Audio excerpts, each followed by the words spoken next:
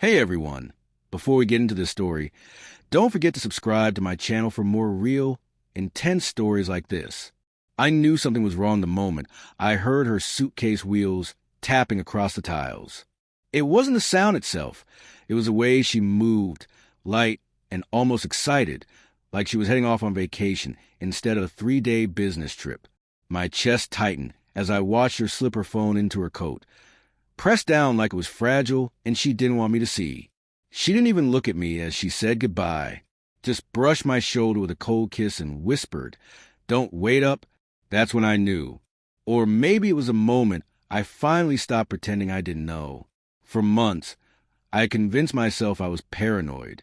The late-night strategy meetings, the sudden obsession with the gym, the locked phone, all coincidences, I told myself. Whenever something fell off, she had an explanation ready, delivered with just enough frustration to make me feel foolish for even questioning her. But that morning, as she dragged her suitcase toward the door, my gut spoke louder than her lies. "Where's the conference?" I asked, leaning against the counter as though I wasn't shaking inside. She froze for a fraction of a second, barely noticeable, but enough. "Chicago," she said too quickly. "I told you already." She hadn't. I let her leave without another word. For the first time, I didn't chase down that feeling of dread. I let it lead me. I didn't need a tracker. I didn't hack her phone. None of that. I just logged into our shared airline account. Something she must have forgotten existed. Her booking wasn't for Chicago. It was for a beach town we'd visited once for our anniversary, a place she had sworn she never wanted to return to because it reminded her of old arguments. And the return date? Wrong. She wasn't coming home Monday. She wasn't planning to come home at all. My hands went numb staring at the itinerary. And then the hotel confirmation broke me. 2 guests. She hadn't even tried to hide it. I wish I could say I got angry, flipped the table, punched the wall. Something cinematic. But all I felt was a heavy, sinking quiet, like someone had pulled a plug inside my chest and drained everything out. I sat there, staring at the screen, hearing her voice in my head. "You need to trust me more. You're being insecure again. It's just work. Why do you always assume the worst?" All those words, carefully crafted, emotionally manipulative, finally made sense. She had been rewriting the truth for months, and I had swallowed every revision like a fool. I didn't call her. I didn't text. I didn't want to hear her voice. I didn't want her to twist my reality one more time. Instead, I gathered the documents I've been too afraid to even think about. Bank statements, property papers, messages she didn't know I'd seen. Then I wrote the email. Not threats, not heartbreak, not begging. Just the truth. Subject: about your business trip. Body: I know you're not in Chicago. I know you're not alone. When you return, you'll find the divorce papers on the dining table. Take your time checking out of the hotel. You've already checked out of this marriage. I didn't hit send. Part of me, the pathetic part, hoped she'd call or text. Not to confess, not that, but maybe just to ask how my day was, or if I'd eaten any small normal thing that would make the last 5 years feel real. She didn't. Hours passed. Silence. So I pressed send. That evening, I packed her half of the closet into boxes.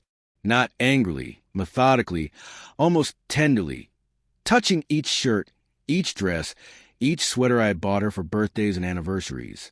Every item felt like another memory she had walked away from long before today. The ring box was last. She hadn't worn her ring consistently in months. She said it felt tight. Loyalty shrinks when you stop wearing it, I thought. I placed it on top of the divorce papers. The symbolism wasn't intentional. It just felt right. She finally texted the next morning. Landed safely. Busy day ahead. Talk later. Red heart. The heart twisted my stomach. She had always used hearts when she wanted compliance. I didn't reply. Not when she called that afternoon or the next day. By the time she realized something was off, I was already meeting with my attorney. She came home early, panicked, breathless, like she had run through a storm. "What's going on?" she demanded as soon as she stepped inside.